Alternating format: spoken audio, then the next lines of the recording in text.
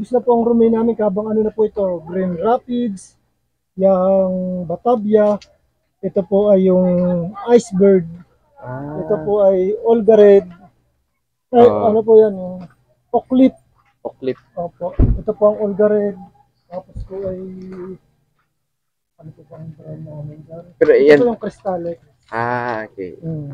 Parang marami lang sa Mm. Marami Mm. pala. So, ito din yung ginagamit doon sa restaurant. Opo, ito po ang ginagamit namin sa restaurant ko para press na press po. Fresh na fresh. Oo.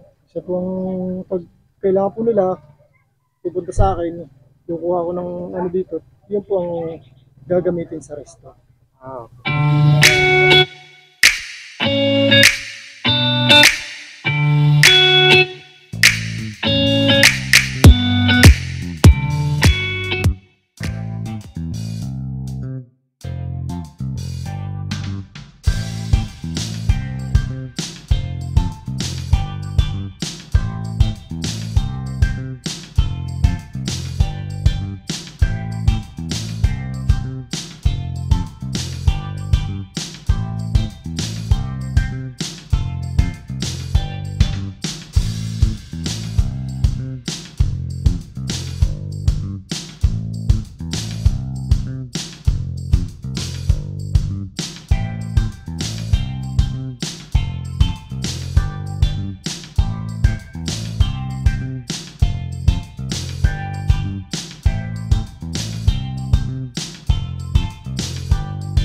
kakain ka ng pasulpot. Pasulpot ba tawag ito? Ha? Mali. Ano? Kasilbot. Pasilbot? Ano? Hindi ko sure. Pasulpot? No. Ito yung view mo.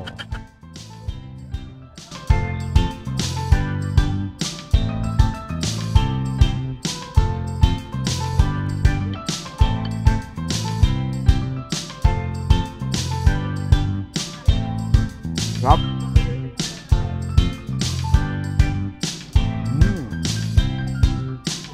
Yuck. Ito yung sauce.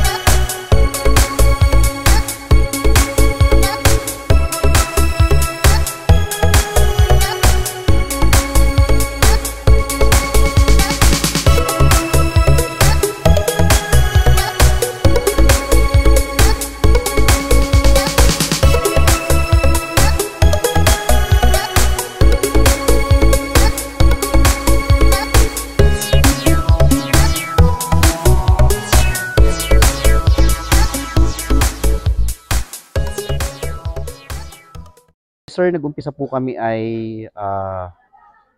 ito kasi ay concept lang namin na parang gusto lang namin ng bakasyunan. So dahil pandemic noon, syempre ang isang problema natin nung nag-pandemic ay ako ay isang teacher. So kaya lang ay syempre tuloy-tuloy naman ang sweldo bilang teacher. Kaya lang dahil pandemic at lockdown, so nagkaroon tayo ng problem with food security. So, may pera nga pero walang mabiling pagkain. So, tapos it created an anxiety from our family because that time we were living in Batangas. So, medyo maliit yung space na pinagtitirhan namin. So, hindi kami, ang napangasawa ko po. So, ang nangyari ay, hindi kami makaikot yung mga anak ko. So that's why I told to my wife na, "Ma, magpagawa kaya tayo ng maliit na bahay sa tiny house dito sa Quezon." Quezon. Ano. So that time wala pa ito sa isip ko. Pero lupa niyo to, sir? Yes po. Ano. Ah, So ang nangyari ay nagkaroon kami ng planning, magpipinsan, pero nung implementation ay kami yung naunang nagpagawa ng tiny house. okay. So marami kaming kinukonsider ng mga tiny Yun houses ba yung eh. nandun? Yeah po, yung cabin. So, and then what happened is that nagpagawa na kami ng cabin and natapos siya ay August 2021. Ano. So, and then natapos siya after 3 months. So, November ay we were parang nandito kami na nabubuhay kami na kami lang, remote, homestead. Parang ganun yung idea ko. So, nag-umpisa ako magtanim ng mga ibang mga gulay.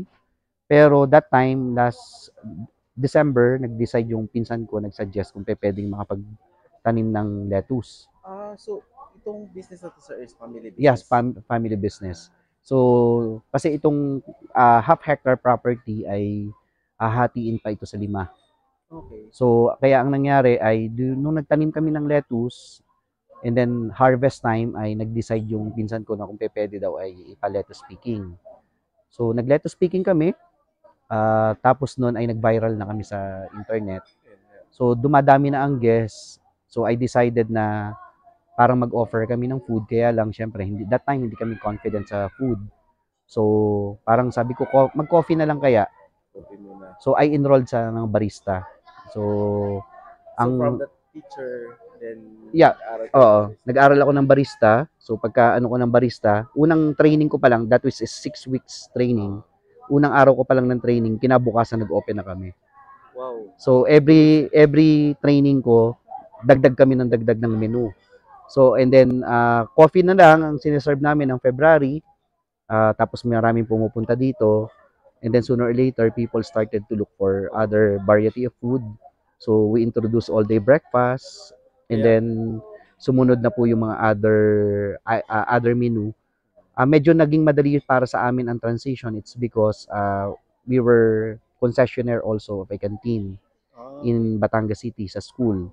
So kaya yung nag-shift kami into resto, so medyo naging madali yung adjustment namin. And yun, we started with our small infrastructures. Kasi hindi naman to talaga ganito dati. And then after that ay lumaki na siya. Then ang aming plano ngayon is to be a world-class tourist destination by 2030.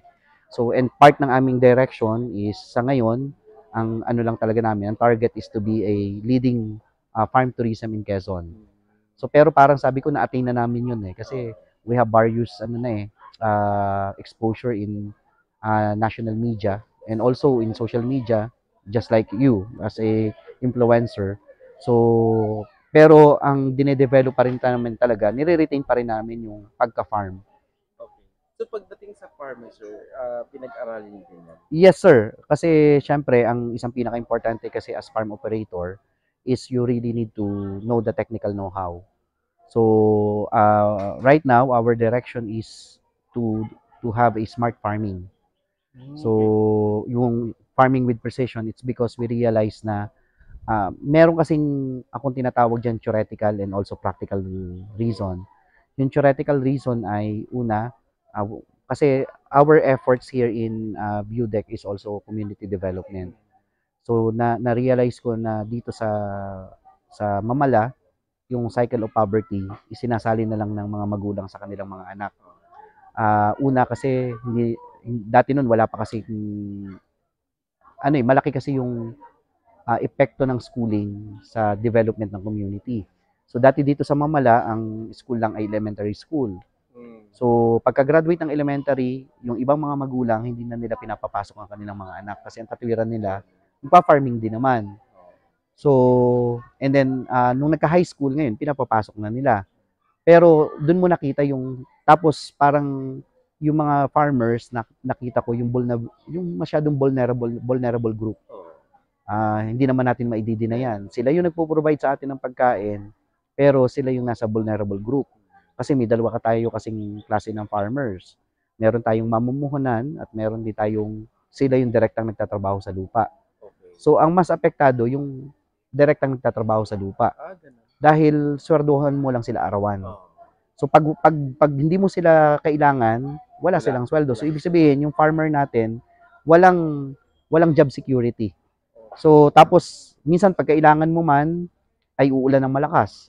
So, nakadepende sa work conditions, sa weather conditions. So, kaya ang napansin nyo, ngayon, ang ini-improve namin itong mga greenhouses natin. So, para at least, yung mga farmers natin dito, sila, ay everyday makapagtrabaho kahit umuulan. So, at mas mataas yung magawa nating productivity. And at the same time, sustainable yung supply natin. So, kasi ay pag ganitong sistema ng farming ay mas mabilis yung cycle, unlike with open field na napakatagal ng cycle. So ngayon we started our hydroponics last January, and you cannot believe that we are now on our 12th cycle. So kasi we have our programs as well. So yun yung part ng efforts namin na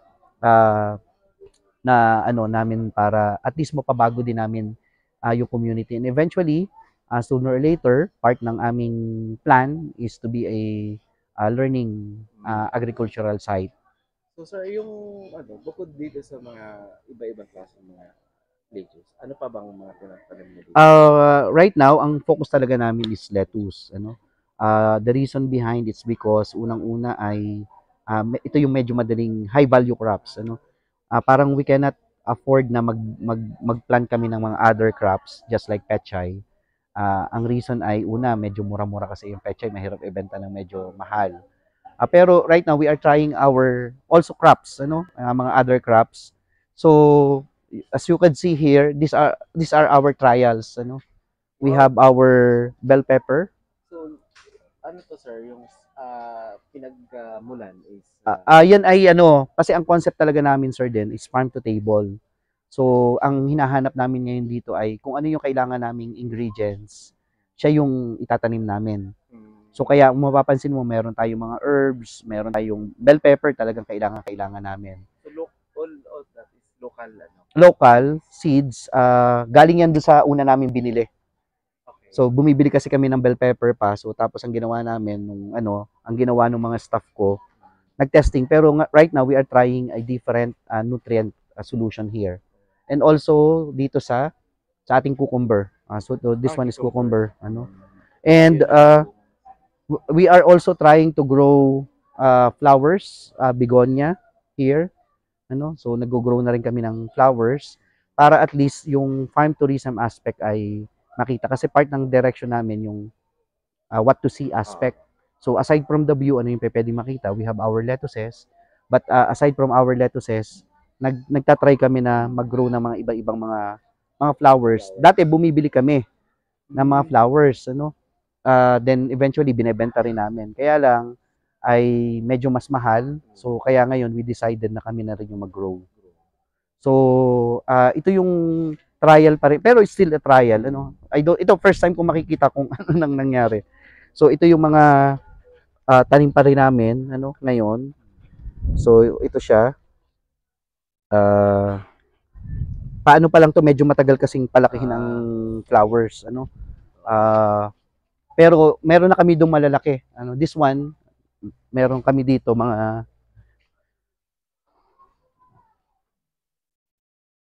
yan, ito sir, yung aming small nursery. So ito iba-iba ng crops din, this one is cosmos. This one is celosia. Ito yung ginrow namin na flowers, yung parang siya palong ng manok. So, wala pa kayo sir nung edible flowers, no? Meron, mga edible flowers siya yan. Ito. Yan, ginagamit na rin namin yan. Sinasama namin sa mga pansit namin. So, and then we have our pangalan nito, broccoli. So, pero medyo pangit yung broccoli kasi namin kasi in terms ng open field, kailangan talaga ng insecticide and pesticide. So, How pero about the weather, sir? Sa ngayon, okay naman ang weather Sa condition. broccoli, need ba ng temperature level? Of course, ito ay medyo kailangan sa highland. Kaya lang ngayon, summer, so, Lamig, ganun. oo. So, yun ang ano namin, some of our struggles. Kasi, syempre, pero kasi ang reason, although kung gusto talaga naming maging okay kami with regards to pest control, ay talagang we could apply naman ang mga pesticide and insecticide na almost every other day. Kaya lang ang problema, farm tourism kasi ito eh. Nakakahiya kasi na syempre as farm to table resto, kailangan i-consider din namin yung health ng ano natin, mga consumers. Mga ilang hektarya to, sir? Ito po ay bali ang utilize namin dun sa family na property ay almost 2,000 square meters lang. And then right now this one we are renting, no? So Dito. ito po 2,000 din nire-rent po namin. Yung sa likod, sir, sa inyo din. Ay hindi na po ito. Ito po ay sa iba na po. So sila po ang aming mga farm workers. Ngayon they are now on break. Kasi naka-ano rin po sila eh. Naka time card. So pasok 8 hours of work and then beyond the 8 hours ay overtime work nila. Ito po yung mga other variety of lettuce na ano namin. Sa ngayon ay what we are trying to do is we're improving our lettuces for our institutional buyers. Kasi ang problema kasi sa institutional buyers ay masyadong volume yung order sa amin. Eh ang problema namin ay ang problema namin sa institutional ay hindi pa namin alam whether mapupunuan namin. So doon trial itong mga iceberg, these are trials eh. Pero Mga ang trial. ganda, Medyo pangit sir. Pangit pa ba yan, sir? Naglegi yan, naglegi. Oo, so pero inaano na namin ngayon. Anyway, bilog. Kasama sir yan nung nandun sa loob namin, ano? So tapos ito, mga ginogrow namin na mga iba-iba pang crops. Ito edible, sir, di ba? Yes po. Petunia and then strawberry. Yan, nag-grow naman ng strawberry. Okay naman siya. And then this one, ito, nagbubulaklak na siya, celosia. So even this one, it's edible. Oo. Ayun. Bali, ang ano po namin kasi, component namin dito sa farm, yung direction namin, ay, syempre, farm tourism. May mga basic question kaming sinasagot para dun sa farm operation namin. Yung first one, yung what to see. What to see, ano yung makikita nila. Of course, we have the view, we have our lettuces, ito nga, ina-strengthen namin yung flowers, ano. So, yun yung what to see component. Ang kasunod nun ay, nag-isip kami yung what to do component. Okay. So, ano yung pwede nang gawin? For example, if you have your kids na pupunta dito, ano yung pwedeng i-offer namin, ano? So, kaya meron kaming minsan yung mga farmers namin, ino-orienta rin namin na makipag-usap sa mga guests, ano? Pero part nun yung what to do, pag nagluluto ng kalamay, nagluluto ng sinulbot, ano siya, pangalan nito, nakikipag-participate sila. Oo nga. So, and also, gusto rin namin, part din yun ng what to see, gusto rin namin maipakita yung food heritage na meron tayo dito sa Quezon. And another nung kasunod nun ay what to eat. Ano yung kakainin nila. So, and then another yung what to buy or what to bring. Kaya that's why we have these flowers and also yung mga lettuce, grab and grow or grab and go. And another is yun nga, mag-o-offer din kami nagpo-formulate na kami ngayon ng aming soil. And then, ang kasunod pa rin namin ay na component ay yung what to hear. Kasi meron, mamaya, mga 4 o'clock, merong mga local artists and musicians tayo dito. May entertainment. May part niya ng entertainment natin. Ano? So, pero of course, ang entertainment natin dito ay yung bumabagay kung anong ano. So, yun po, yun yung mga gawain namin dito sa Mount Banahaw View Deck and Cabin. Okay, sir. Po mga viewers, ay ini-invite po namin kayo na pumunta po dito sa Mount Banahaw View Deck and Cabin so that you will be able to experience yung tawag po namin dito, Simoy Banahaw. So, yung fresh air po natin and at the same time, siguro yung pinagkaiba namin sa mga ibang farm tourism ay medyo mataas-taas na bahagi ito ng Mount Banahaw, medyo paanan na ng Mount Banahaw. And alam naman natin yung Mount Banahaw ay merong kakaibang majestic and also healing, ano? Kaya siguro pagpunta dito parang pakiramdam you feel renewed, ano? And also come here and also try our food, especially our sinulbot and also our kalamay. So maraming salamat po, maraming salamat.